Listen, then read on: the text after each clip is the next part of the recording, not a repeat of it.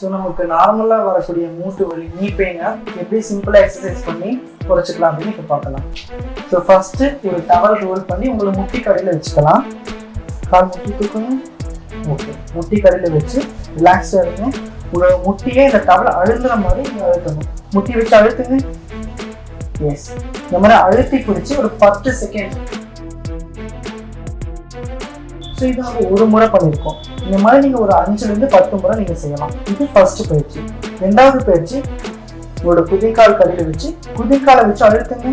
குதிகால் அழுத்தும் போது உங்கள் முட்டி ஆட்டோமேட்டிக்காக கீழே இறங்கும். இப்படி பண்ணும்போது தான் நீங்கள் இந்த பயிற்சி கரெக்டாக பண்ணிட்டீங்கன்னு அர்த்தம். 9 10 ரிலாக்ஸ். 5லேருந்து 10 முறை நீங்கள் செய்யலாம்.